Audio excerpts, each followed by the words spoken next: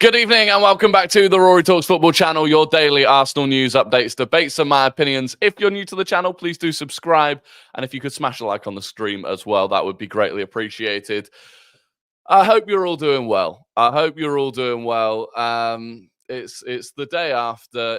Look, I kind of want to try and keep this stream upbeat, right? But I also, I'm not feeling that upbeat. So it's one of those where I know I need to feel more upbeat, but it's easier said than done. There's loads of you here already. Icarus, Pekka, Sportcat, Junior Films, Emilio Yoyoy, Drax, Carter, Jakob, George Christodoulou, Andreas, Hannah, Tentego, Saliba.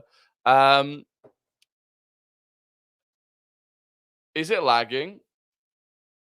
Let me know if it's lagging. I'm seeing... Okay, I think the internet sorted itself. Look, it's tough. You know, even though we knew yesterday was probably coming, right? We sat here on Friday night or whatever it was and predicted, or at least I predicted, and most of you predicted, that City were going to win. So yesterday wasn't a shock, but it still stung, you know? And it wasn't even as bad as it could have been yesterday. You know, there were a lot of outcomes of yesterday that could have been worse. We could have watch City drop points and then drop points ourselves. City's game could have gone really late. They could have been drawing until the 90th minute and got a winner.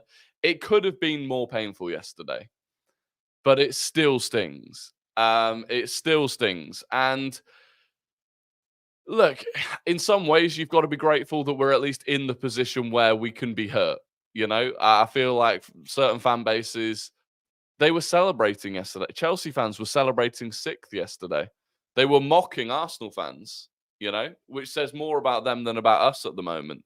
Kai in tears, my heart sank. Yeah, that was... I don't know why, but of all of the players, I didn't... I wouldn't have thought that Kai Havertz would be one to get emotional, especially as it's only his first year at the club as well. But yeah, it was hard to see that. From Kai Havertz. And look, it is what it is. We just have to look forwards. And you know, if I look back at this season, right? Truly, if I look back at this season, it was a great season. I enjoyed most of the season. I have memories from this season that I won't forget. And a lot of them, even just from games at the Emirates that I was at.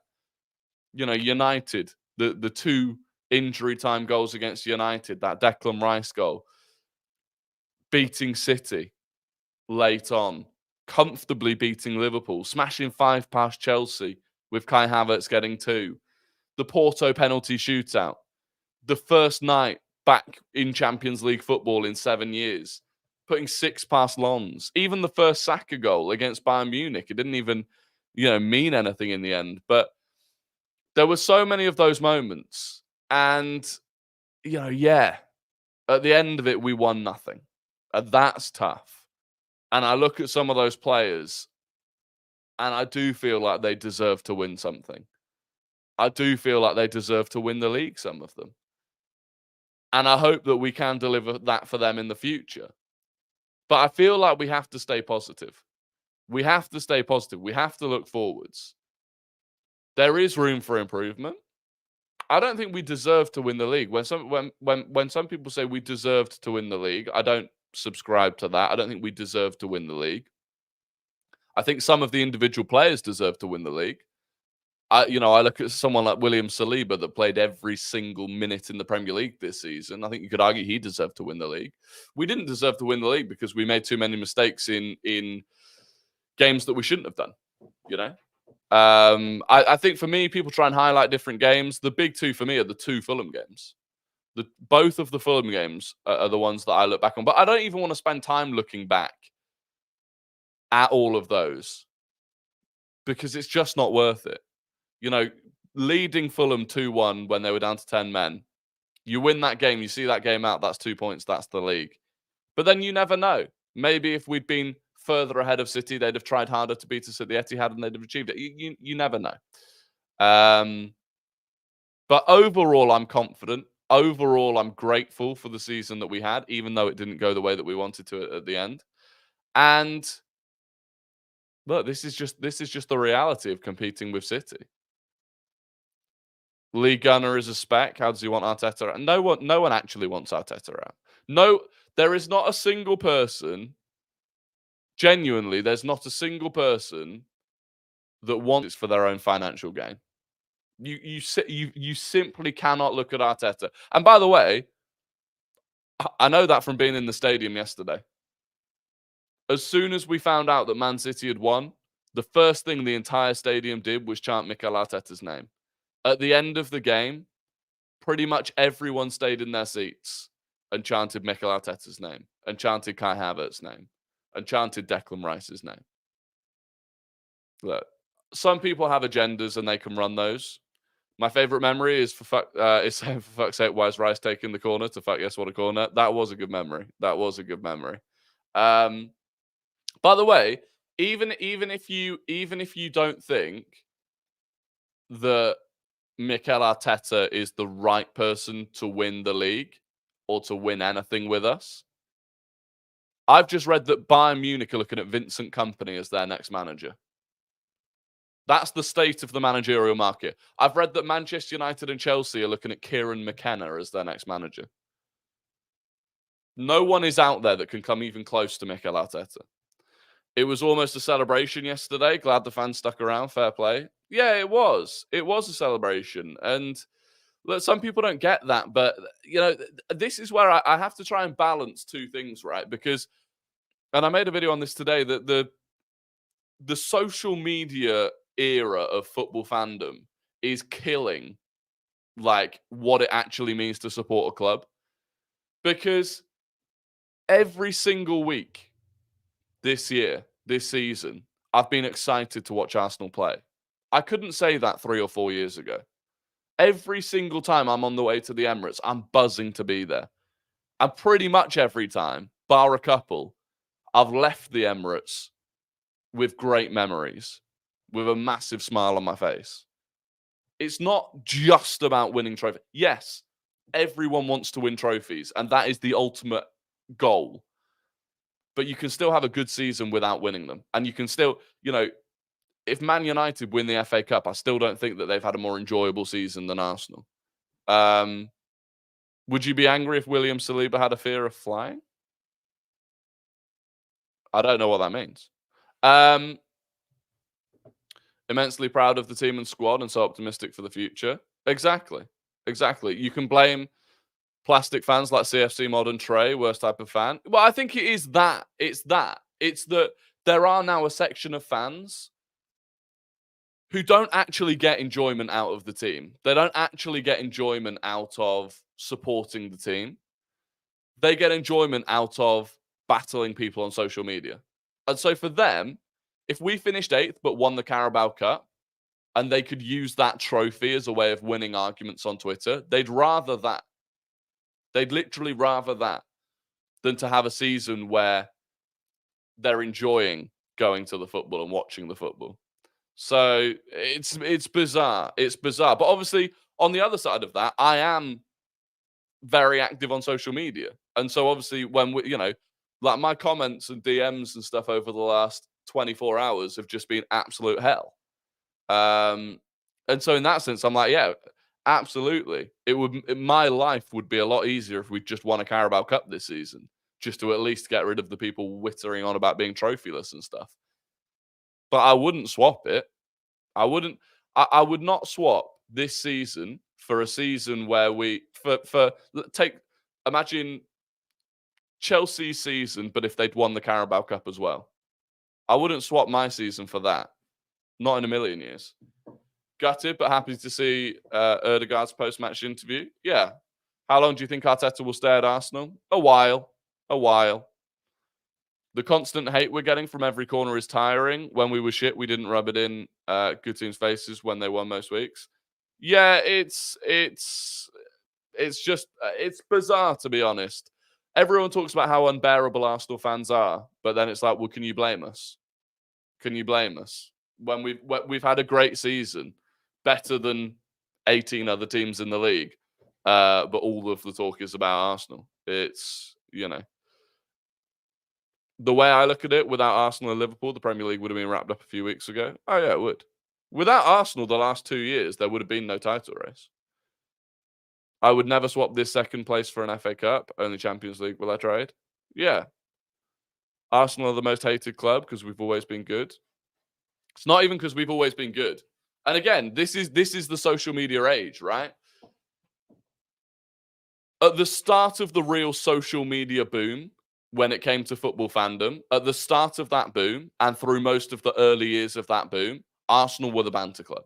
Arsenal were the team. No matter how bad your team was doing, if you were a fan of a Big Six club, no matter how bad your team was doing, Arsenal was probably the group that you could at least kick them, right? You're getting pelters because you're finishing 5th or 6th, but Arsenal are finishing 8th.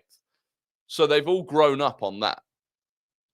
And now they don't have that. And it really annoys them. And now that Arsenal fans are actually happy, and now that Arsenal fans aren't being mocked on AFTV and all the rest of it, they don't know what to do. So instead, they say, oh, Arsenal fans are unbearable now. I preferred Arsenal fans before. They're unbearable now. Yeah, because we spent years getting pelters left, right, and centre. Rice in the 6 is far better against weaker teams. We look far more threatening in tight spaces with Jesus and Smith Rowe on. I agree. I do think there's an argument with Rice that he is definitely, like, ultimately he is just better. You get more out of him in the 6, and we should be looking for an 8. It's just whether or not that 8 is going to be available this summer. We need to talk about what Rodri says. I'm fuming. He's wrong.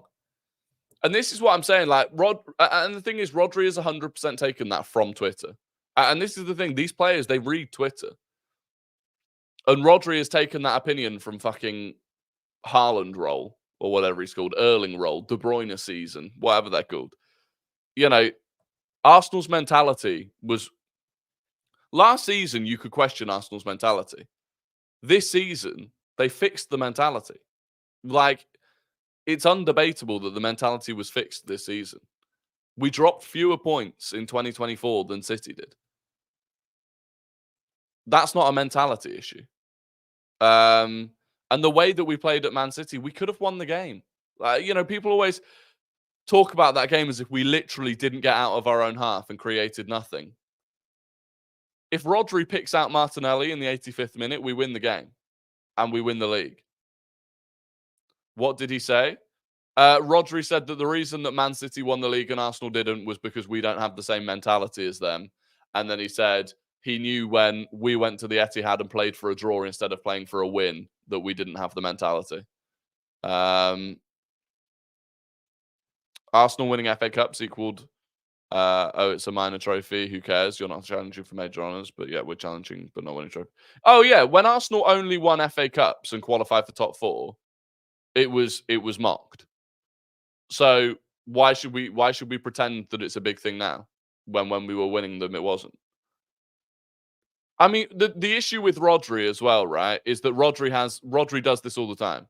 I think it really annoyed Man City that they failed to beat us this season in the games at the time. And I think that still sticks with him now. You know, he criticised the way that Real Madrid played when Real Madrid beat them. He criticised the way Scotland played when Scotland beat Spain. He just thinks that everyone should turn up and just open themselves up. And that's because that's what they're used to at City, by the way. They're used to teams in the Premier League just rolling over for them. Chelsea are bigger. United are. Liverpool, Villa, West Ham are. Even City. Bigger than what? Bigger than who? City players are way too smug when they're the Lance Armstrongs of football. Yeah, look, it'll all come crashing down. You saw the Arsenal in Ghana that... yeah, I don't know the whole story about that or how authentic that story was. So I don't want to talk or speculate on it really. If it's true and that's a legitimate video and stuff, then obviously, you know, that's just horrific. But did you see the articles from Gunner Blog today? I did. I want to speak about what Gunner Blog spoke about today, actually, because there's a couple of bits from it. And there's a couple of bits that if you don't know, not the truth, but if you weren't aware of it, then Gunner Blog's, like, it might change your perception of what Gunner Blog wrote about in The Athletic. So in terms of the things that he said, this was Gunner Blog today. One curiosity of the early part of the season was the absence of Gabriel Magalhaes from the Arsenal starting lineup. Behind the scenes, there was an anticipation of a bid from the Saudi Pro League. Arsenal believed an offer was imminent and even went as far as to draw up a list of potential replacements for him, including names like Mark Guehi and Aymeric Laporte. 35 ZAR. 35 money from Mr. Nimbus. Thank you very, very much. That's incredibly generous. He said, when Trent said it means more, he wasn't wrong. What annoys the players is that we don't care about their manufactured success, so they lash out. 100%. 100%. Pep Guardiola hates it as well. Pep Guardiola hates the fact that truly no one respects it. He can't stand it. He can't stand it. Yasin, I don't know what you're waffling on about or which team you support, but I'd probably grow up. Maybe go and find a live stream that's got people that actually want to talk to you in it. I don't know. But yeah, so we were looking at apparently players like Mark Guehi and Aymeric Laporte. Shout out Ransom Bants. Yeah, probably says everything I need to know. Manchester City made it clear that having strengthened Arsenal by selling them Gabriel Jesus and Alexander Zinchenko in the summer, they would not be prepared to deal with them on Laporte. In the end, it was Laporte who moved to Saudi Arabia, joining Al Nassr. So that was why, and we kind of already knew that, but that was why Gabriel Magalhaes didn't start the season, because we were anticipating a bid. Now, I'm still like, even if we were anticipating a bid, I don't know why we wouldn't continue playing him. You know, I'm sure it happens where you kind of feel like a player might get sold, but you still play them. So I'm not sure that that was the best move, given how fundamental Gabriel and Saliba's partnership has been. I don't know. It's an interesting one, but that's the story behind Gabriel Magalhaes. And then the other interesting one is this. So Gunnerblog said the pursuit of David Raya was controversial externally and internally. While nobody had any doubts about Raya's quality, there was significant debate within Arsenal about allocating more resources to the goalkeeping department, especially in the wake of awarding Aaron Ramsdale a new contract just months earlier. Arteta, however, would not be deterred. Persuaded of Raya's qualities by the goalkeeping coach Inaki Kanya, he was bullish in his pursuit of the player. Arteta's assistant, Steve Round, was one of those who argued against signing Raya. He felt that displacing Ramsdale, who was popular amongst staff players and fans, could disrupt Arsenal's carefully cultivated culture. That disagreement played a part in Arteta's decision to dispense of Round. So obviously Arteta got rid of Steve Round, apparently partially because he questioned the decision to bring in David Raya. The reason, and look, I don't doubt that some of that is true. It might all be true. But that article doesn't really praise David Raya and doesn't really acknowledge the fact that the decision was the correct decision. It kind of, for me, basically, apparently, Gunnerblog's brother is Aaron Ramsdale's agent, right?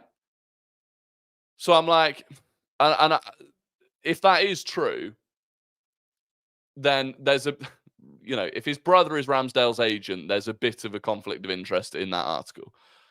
And so ultimately, bringing that story out now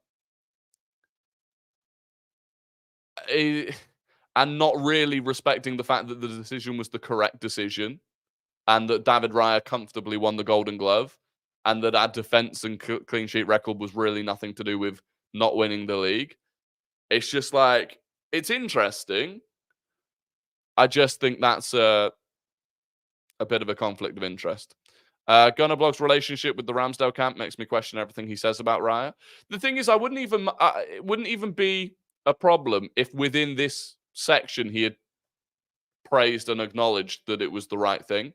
Whether or not it was controversial at the time, Arteta did the right thing. So, it's one of those. But how does Gunnerblog genuinely think these articles he's doing help Arsenal? I.e. the Jesus article in this. He acts holier than thou, that he's this big Arsenal fan. It's embarrassing. Well, you've got to bear in mind, and I don't necessarily disagree with what you're saying, but you have to bear in mind, it's his job. He is paid by The Athletic to write articles. This article today has generated a lot of interest because of what he spoke about. So, if he just wrote fan pieces about Arsenal, the Athletic may not be as interested in, paying him. So, what about what he said about Isak and Brobbey?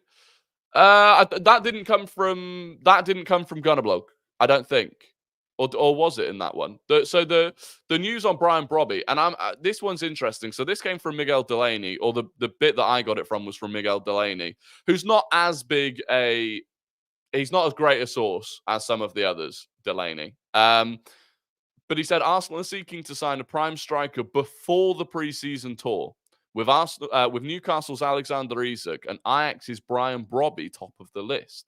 Another option on the list is Isak's Swedish compatriot Victor Gyökeres. So good news, I guess, that Victor Gyökeres is still on the list. I still don't think we've got a chance of signing Isak, but Brian Brobbey is the other one. And in fact, I wasn't going to do this, but we will do it. Let me bring up Brian Brobbey. Because for me, this is an interesting one. Where are we? Brian. Come on, Brian. Right. Now, don't get me wrong. He's young. He's 22 years old. He's a big number 9. He's had a decent season. 18 goals and 8 assists in 29 starts in Eredivisie. I've seen him a few times. And it's just chance creation, great. Goals, great. That, you know how I feel about that.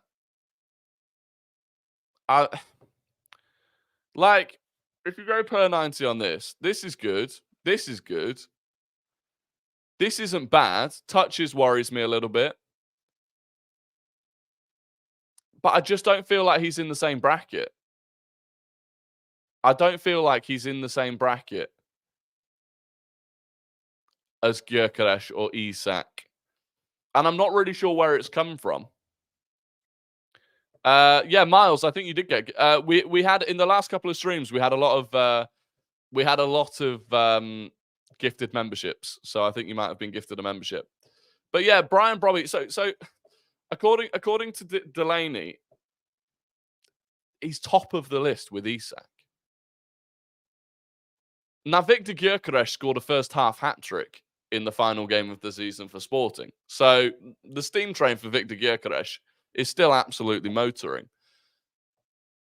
But I just don't know. I just don't know if he's the one. Now, I like the fact that supposedly we want to get this wrapped up before the start of the preseason tour. Oh, I think Sesko is still on the list. But I don't know. And the other question is, Gyökeres only scored 2. I thought he scored a hat-trick. Did he not score a hat-trick? Maybe I'm wrong. Oh, yeah, he only scored 2. Never mind. Either way, he scored 2 in the first half. Or did one get disallowed or something? I don't know. I don't want another prospect. It got disallowed. That's my bad. I don't want another prospect. I want a bagsman. Well, so this is the other thing. It keeps taking us back to. It keeps taking us back to Havertz. It keeps taking us back to Havertz, who is 13 goals, 7 assists. Do I think Brian Brobbey starts ahead of Kai Havertz? No. I don't. That's the answer to that question.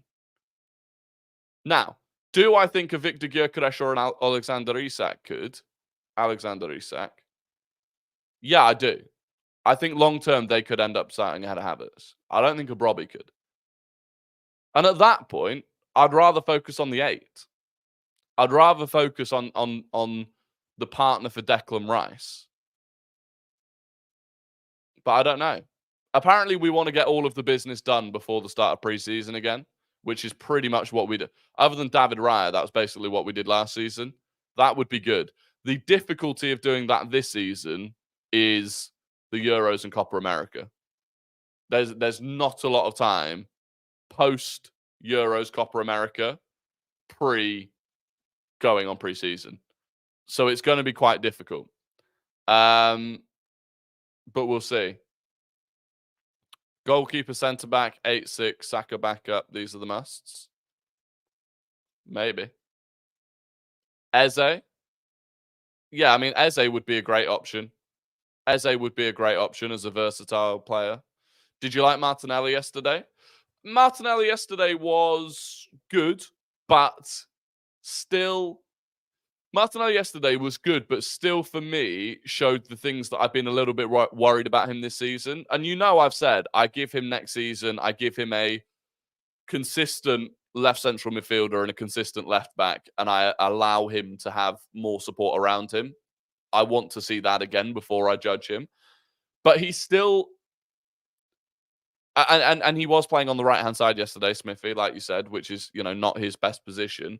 And there were moments I thought were brilliant. Some of the runs that he made. But I was still worried about that final end product, which is something that just... Even this season, when he's got into the positions that he got into last season he was scoring those goals, and this season he's not. And last season he was setting up those goals, and this season he's not. And that, I think, is a confidence thing. I think it has to be a confidence thing because we've seen him do it. But that final decision, both the decision itself and the execution of that decision, it still wasn't brilliant yesterday. But he is still very young. He set up 3 good chances, to be fair. He did. But then, he had the one shot at Pickford that he kind of scuffed. And again, that he either needed to finish that or pull it back to someone. Look, I'm still very, very bullish on Martinelli and have not given up on him in any sense. If he plays the same next season that he did this season, then I think we've got problems, and I think it's upgradable. Like, just based on pure performances this season, Martinelli's upgradable. But I still think that he will bounce back next season. So, Rory, how would you feel if we moved Ødegaard to the left 8 and got a 10 like Simons for Eze or Eze? It would work for some games. I could see a midfield of Rice, Ødegaard, and an Eze or a Simons for some games, not all of them. And I think the important games are the ones where we will need the 8, the proper 8, the box to box. Your Bruno Guimaraes, that kind of player. When we win the Prem, we should be unnecessarily annoying. We could win the Prem and not even be annoying, and they'd still tell us we were annoying. It's a no-win situation with most of those people. Is Georgie staying the right call? Yeah, because it's only for a season. I don't think Thomas Partey should stay. I worry, like Thomas Partey yesterday is almost invisible in transition. When we lose the ball, he's almost invisible. The ease with which teams can play past him, I worry about, and I'm not sure it's good enough. We've got a Newcastle fan in the chat. Says, so happy you lot didn't win the league. The way you bombarded us for beating you fairly. Bruno will not join you either, and forget about Isaac. Fair enough. Good to see you. Have a good evening. Thoughts on Timber's performance? Timber's performance was bittersweet. It was a bittersweet performance because he was great. And that's good, and it's promising, but it's also like, what could have been? What could have been if, he'd been fit for the season? But the good thing as well is, and this is again where I think, it's not even just about what he could have done at left back. It's not even just about what he could have done at left back for us. It's about the different option that he provides at right back, because he's such a different player to Ben White. And in games where that whole right-hand side was struggling this season because teams set up well against it, I think Timber would have offered a completely different dynamic. Because where they block off that right-hand side, Timber can pick up the ball at right back and then just drive straight through the midfield and run with it. The slide tackle he made was a bit raucous. I'm not entirely sure that he meant to do it in the way that he did it. But yeah, it is what it is. But he'll feel like a new signing next season. He will feel like a new signing next season. Dropping Gabby at the start of the season shouldn't have happened, really. However, even if it was right then, playing Partey at right back still bugs me. Yeah, that was bizarre. No, you absolutely don't have to be an Arsenal fan on here. Absolutely don't have to be an Arsenal fan on here. There's a lot of people in here that aren't Arsenal fans. Sportcat's a Chelsea fan. He's always knocking about. Someone just said they were a Spurs fan as well. No, you never have to be an Arsenal fan. Will you do a tier list of the squad and who you think will be sold? Yeah, I think I'll do that as an actual video. Any news on the big Gabby injury? No, I've not actually seen any news about Gabriel's injury. But I hope for his sake. He's able to play Copa America. Pretty sure his shoulder is cooked. He will miss Copa. Yeah, I don't know. I mean, he carried on the game briefly, but then he went down and went off, and that's not like him. So, whatever the injury is, I think he'll be fine for us for next season. It's just whether or not he can go to Copa America or not. Will the streams die down slightly across the break? I'd quite like to keep doing them. How do I become a member on the YouTube app? If anyone knows how to become a member on the YouTube app, please can you let Baldsy know? Because I'm not actually sure. I want to keep streaming every day. Obviously, I don't know how much there's going to be to talk about, and maybe it will die down. Maybe I'll just, maybe it'll be. I don't know. We'll see. We'll play it by ear. The gaming streams, the evenings. It might be that the streams end up just being a bit of a combination of both gaming and talking about Arsenal. But I don't know. We'll see. Euro lives on Tifo? Yes. I'm going to do Tifo. I'll be live for the FA Cup final on Tifo. I'll be live for the Champions League final on Tifo. I might even go live for the Championship playoff final on Tifo. And then I'll be live for plenty of Euros games on Tifo as well. So if you're not already over there, Tifo, the link to that is in the description below. You can go and join Tifo. Will you be doing a Premier League end of season awards TikTok? I will be. I'll be doing. I'll be doing loads. I'm going to do an Arsenal player ratings for the season video. I normally do the Arsenal player ratings for each game. I'll be doing one of those for the season. I finally got 16 wins this weekend. You'll love to see it. I still need to finish my games. I'll finish them on Twitch tonight. By the way, I'm gonna go live on Twitch early tonight as well.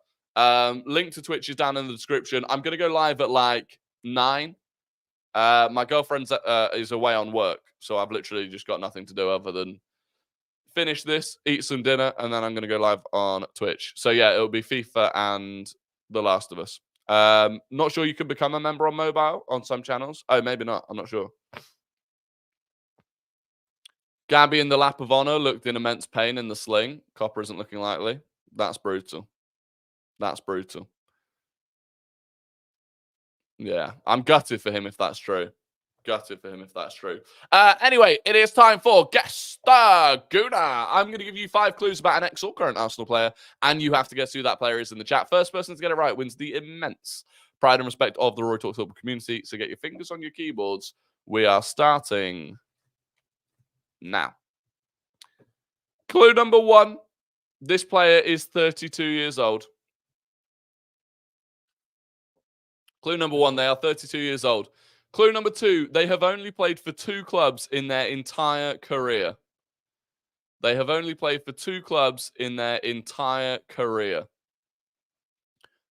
Clue number 3, they scored 71 goals in 206 games for Arsenal. 71 goals in 206 games for Arsenal. Clue number 4, they've made 16 appearances for France. Clue number 4, they've made 16 appearances for France.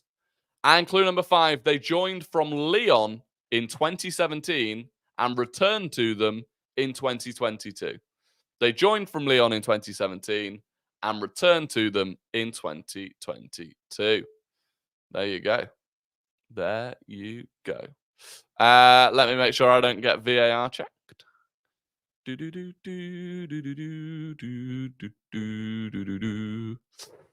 the winner is Leo Nesbitt. Leo, congratulations. It was lack of sweat. It was indeed lack of threat. Alexander Lacazette. Congratulations. Leo Nesbitt is first. Carter is second. MM is third. Ben G is fourth. And Saliba is fifth. So there you go. And I don't think I'm going to get VAR check for that. Loads of you were going for El Neni and Cedric there. Just because of his pen yesterday.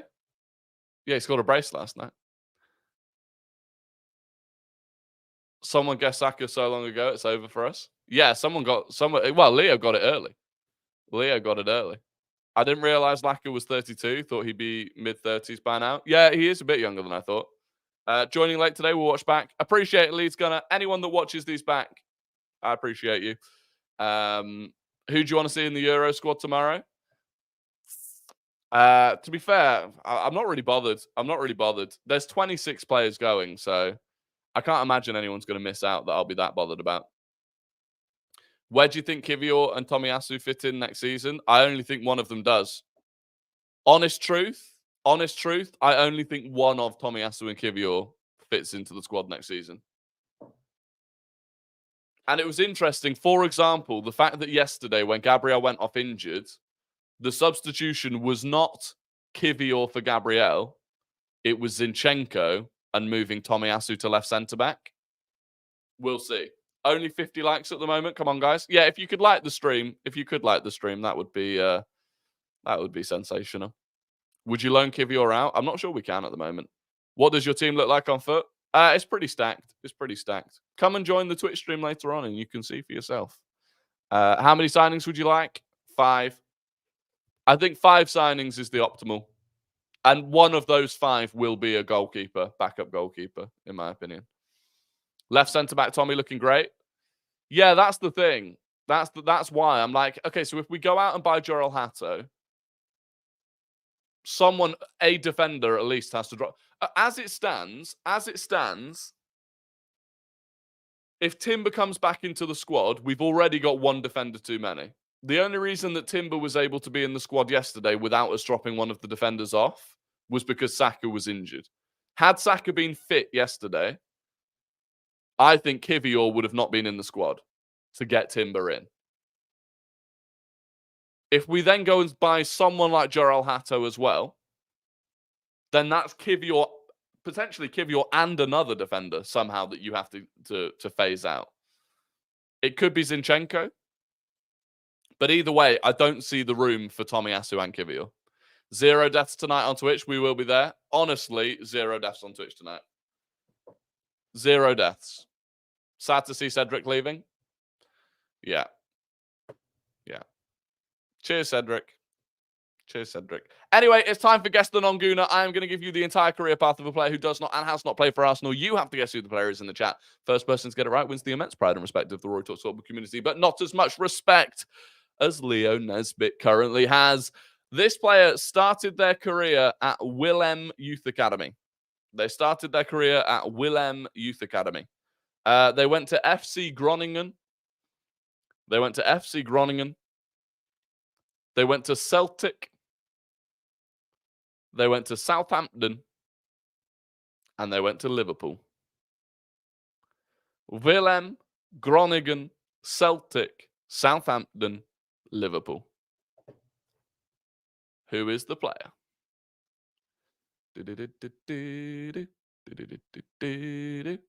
Who guessed Rodri? I don't think I could not have brought myself to do Rodri today. No chance. The winner is now. There's a predicament. The answer is Virgil van Dijk. The first person that I think got it is George Christodoulou, who put VCD. Now, if you look at your keyboard, I can very much guess that was meant to be VVD. Do you know what, George? I'm giving it to George. VAR has determined that that was an unintentional spelling mistake and he attempted VVD. Francisco Oliveira was second with Van Dijk. JC was third. Ross Lawman was fourth. And Kai Zenex was fifth, just with Dyke.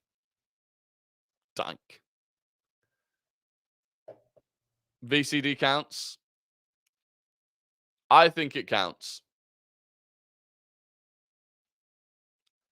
Sorry, I can't figure this member thing out, but I'm subbed on Twitch anyway. Boardsy, do not worry about it. I appreciate you being subbed on Twitch.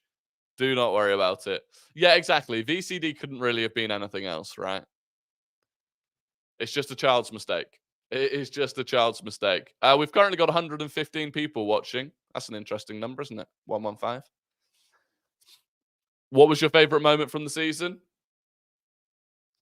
I think it was Declan Rice's goal against United. I think in terms of just losing it in celebration, I think it was Declan Rice's goal against United. Favorite non-Arsenal game of the season? I think it was Spurs against Chelsea. Yeah, Martinelli against City was close. Martinelli against City was very close. Raya's save versus Porto. That is true. The penalty shootout against Porto. I mean, that's it. There's so many. This is exactly what I'm saying. If you ask an Arsenal fan what was your favourite moment of the season, we can reel off 10 moments this season that were incredible. Trossard against Liverpool. Yeah, there's so many of them. And I think that proves the point in itself. You know? If you asked a Man United fan what their favourite moment of this season was, Havertz brace made me cry. That was good. Will you do any FIFA career mode bits on stream? Maybe at some, probably not. Honestly, probably not. If I'm brutally honest, I'm just not a career mode kind of guy. Favorite non-goal? The Gabriel goal that got chalked off against Bournemouth. That was painful. That was just painful. Newcastle home game was class too. It was. There's just so many of them. Anyway, look, that is going to be the end of the stream. I'll be live on Twitch in, I don't know, an hour and a half, something like that. Link to that's in the bio, in the description, sorry. Thank you for joining. I know it's tough at the moment, and I appreciate a lot of people don't even want to watch football content at the moment because they're just dealing with it in their own way. So I appreciate you all for joining. Anyone that's liked the video, has subscribed, all the rest of it, I appreciate you. And I will catch you all later. Goodbye.